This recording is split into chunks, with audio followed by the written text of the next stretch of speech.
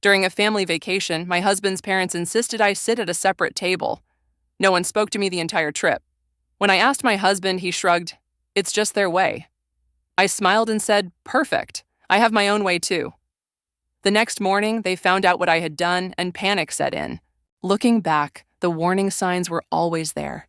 The little jabs, the dismissive stares, the subtle but unmistakable way I was constantly made to feel like an afterthought in my own marriage. But I overlooked it all because I loved my husband, Henry. I convinced myself that if I kept trying, if I remained patient enough, things would eventually improve. They didn't. Instead, I found myself on a family trip that was meant to be a fun, relaxing escape to Hilton Head, South Carolina, a place I had always dreamed of visiting. But what was supposed to be a peaceful getaway soon became something entirely different, something I would never be able to erase from my memory. We had just arrived at the resort. It was a picturesque place, straight out of a glossy magazine. White sand, swaying palm trees, the sound of waves crashing gently in the distance. I was genuinely excited. I thought maybe, just maybe, this time would be different. I thought Richard and Lily, my in-laws, would finally warm up to me. I imagined us sitting together, sharing laughter, forming bonds like a family should. But I was wrong. That very first evening, we went to a well-regarded restaurant for dinner. The waiter led us to a long, elegant table, perfectly set for our group.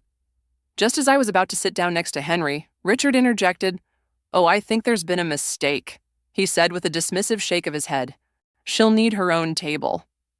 I paused, certain I had misheard him. "Excuse me?" I asked, confused. Lily didn't even glance up from her menu. "It's just how we do things," she said flatly. I turned to Henry, silently pleading with him to stand up for me, to tell them this was ridiculous, that I was his wife, not some random guest. But instead, he sighed and shrugged. "It's just their way," he muttered. "Their way." So I did as I was told. I sat at my own table, alone. Looking back, I should have left right then and there, but I didn't. I stayed, hoping that maybe it was just some bizarre tradition, a one-off misunderstanding. But it wasn't. The next morning, I woke up early, eager to join the family for breakfast. I headed down to the hotel restaurant, expecting to find them already there. They weren't. I texted Henry. No reply.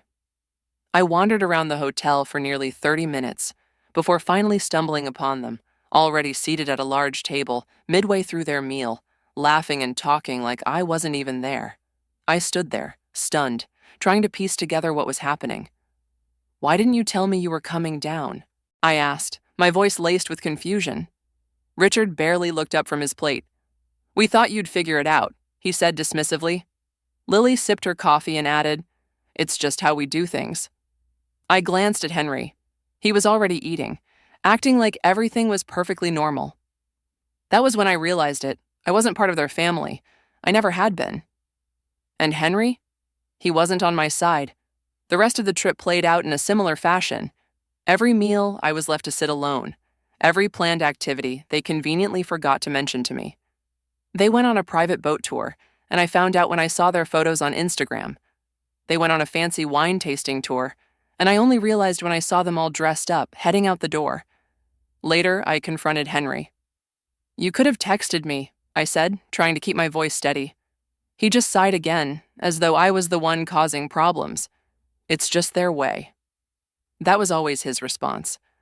That was the only thing he ever said. By the fourth day, I had had enough. I stopped trying. I stopped asking. If they wanted me to be invisible, so be it. But little did they know, I had my own way of dealing with things. That evening, while they were out drinking and enjoying their perfect little family vacation, I returned to the hotel room and got to work. I wasn't just sitting at a separate table anymore. No, I was about to remove myself from their world completely, and they were going to feel it.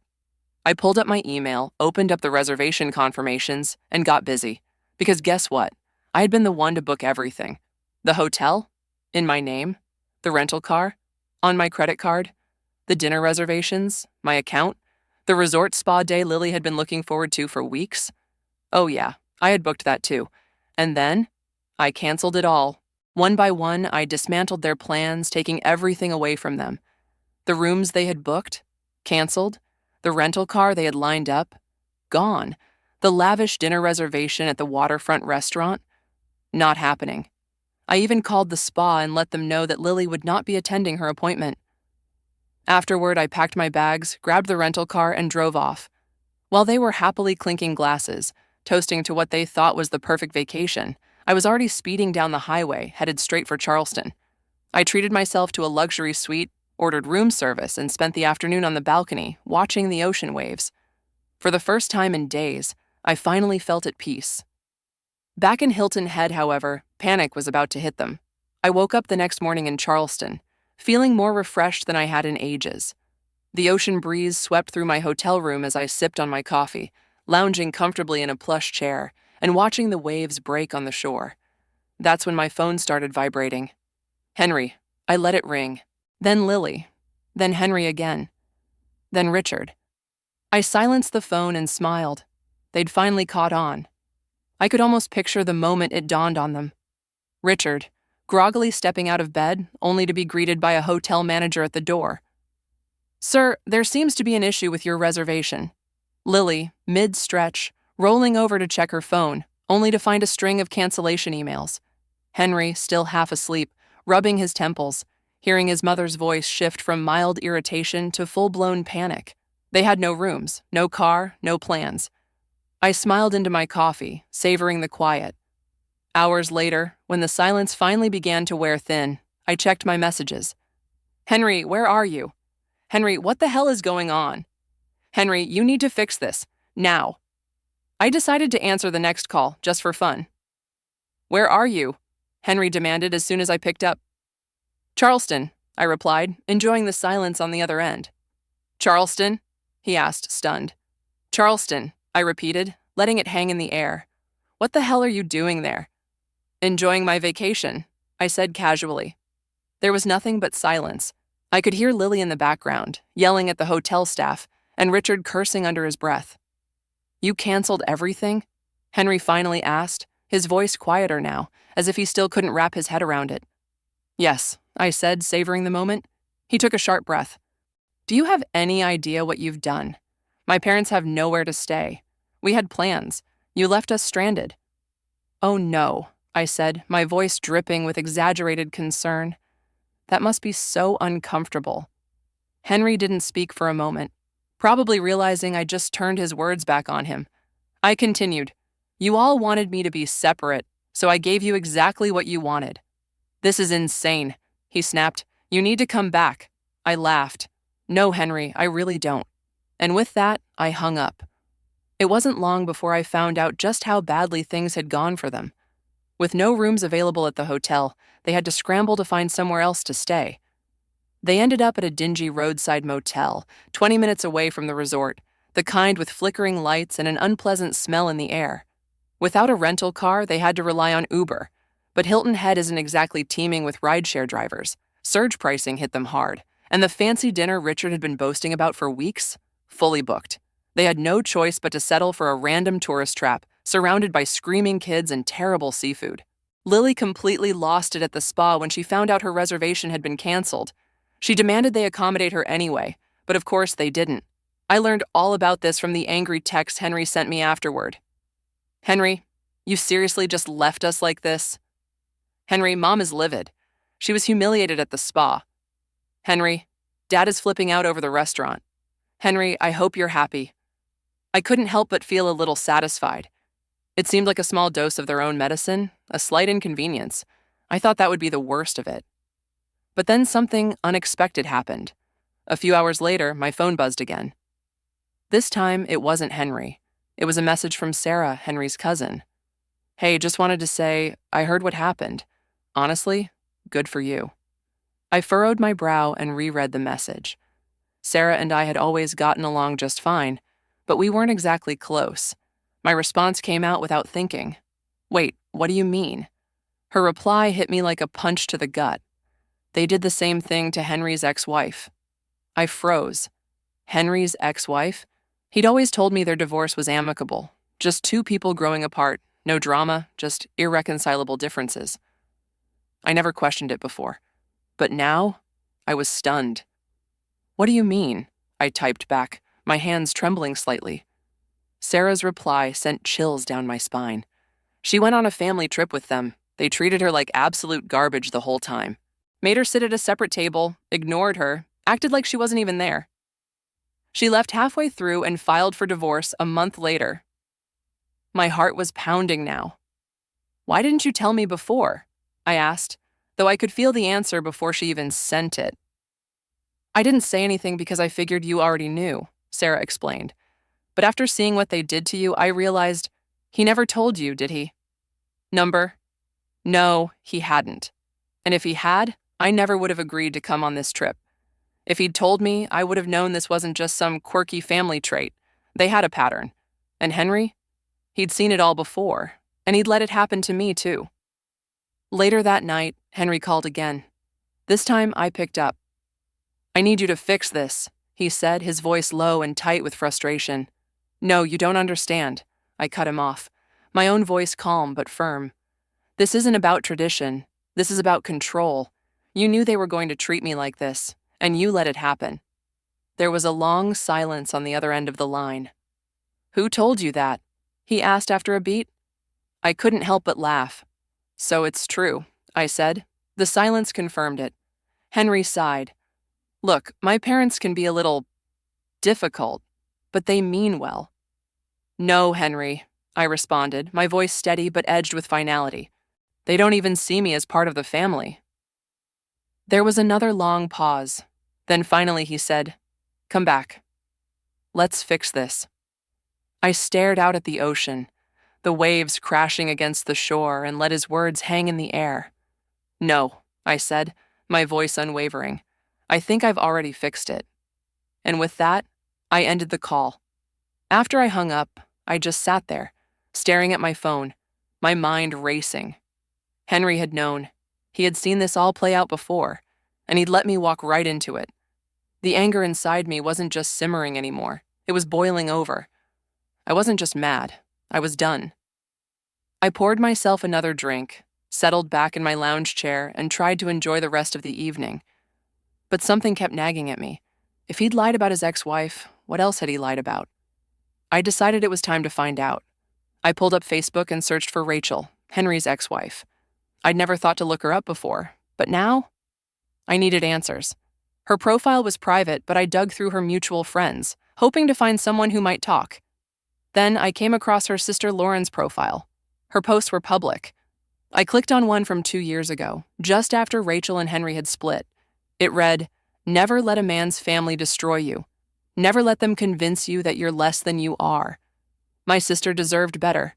We all tried to warn her. Never again. My stomach twisted.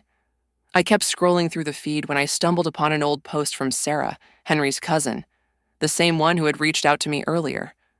I couldn't help but think, if only she had listened to us. At least she was free now. Listen to them? I sat there, my pulse racing. What was I supposed to do now? I could reach out to Lauren, ask her what had really happened, but was I even ready to hear it? I stared at my phone for what felt like an eternity. Then, taking a deep breath, I typed out a message. Me.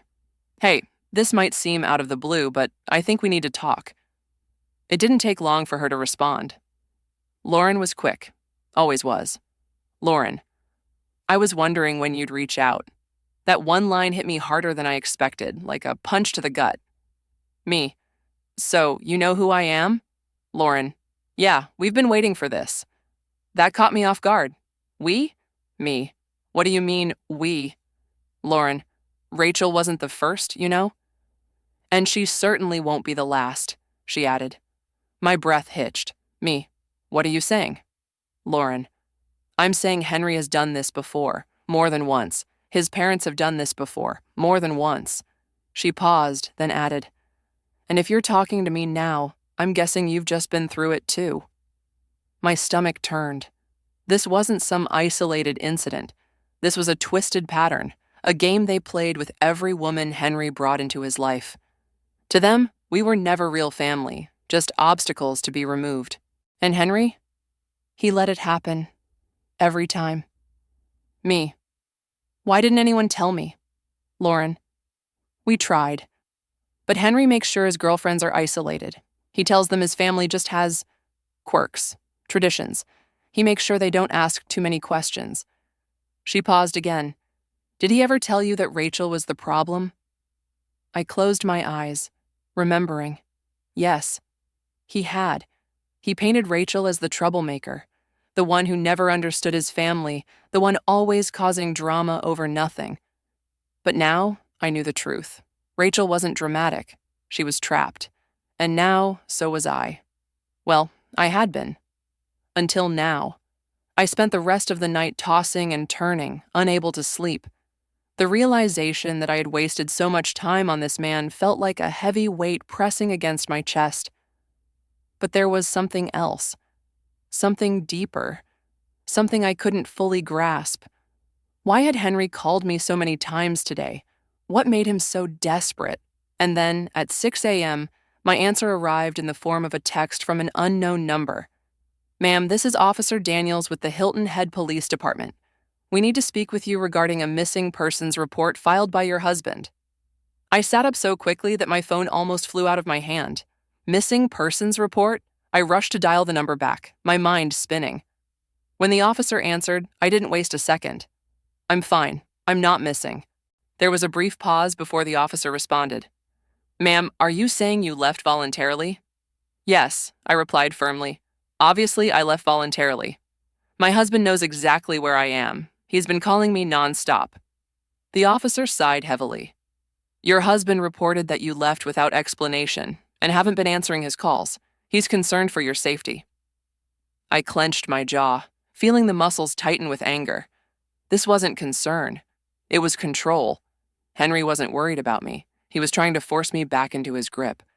Taking a slow breath, I responded, Officer, I am perfectly fine. I'm in Charleston. I left Hilton Head by choice. I am not missing, and I do not want my husband contacting me. There was a pause before the officer asked, Would you like to file a formal request for no further contact? I hesitated for a moment, then exhaled, the weight of the decision settling on my shoulders. Yes, I would. And just like that, I made the first legal step toward ending my marriage. Not even an hour later, my phone buzzed again, signaling another message. This time, it was from Lily. Lily, I can't believe you would do something like this to us, she wrote. I let out a laugh, brushing it off. Then came another message. Lily, you made Henry get the police involved? Do you realize how this makes us look? Oh, I made Henry call the police? I rolled my eyes and took another sip of coffee. The messages kept coming. Lily, this family has done nothing but try to accept you. Lily, you're being so selfish. Lily, you need to come back and fix this. And then finally, Lily, if you don't come back, Henry is going to make things incredibly difficult for you. I froze. It was not even veiled. It was a threat. I leaned back in my chair, reading the message again and again. At first, I thought this was all just about control, about their twisted little family games. But now I saw something much darker. They weren't just trying to embarrass me. They were trying to break me. And if I didn't act fast, Henry would make sure they succeeded. I stared at the text from Lily for a long while. If you don't come back, Henry is going to make things incredibly difficult for you. It wasn't even a warning. It was a promise. The shift in the air was palpable. This wasn't just coldness or neglect anymore. This had turned into a battle, and they expected me to lie down and lose, but not this time. I cracked my knuckles, took a deep breath, and sent one simple reply. Me, perfect. Let's make things difficult then. I immediately booked a hotel conference room in Charleston and invited everyone, Henry, his parents, and Sarah, because if they wanted a war, I was going to bring it straight to their door. The next morning, I sat in the conference room, waiting. The long, polished wooden table was lined with nothing but bottled water and the thick, oppressive silence of anticipation. It didn't take long for them to arrive. The door swung open with a crash. Henry stormed in first, his jaw tight enough that I thought his teeth might crack. His parents followed closely behind.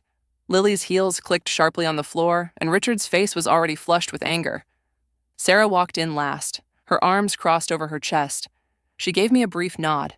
I had no idea if she was there as a witness, a mediator, or simply for the spectacle. I leaned back in my chair.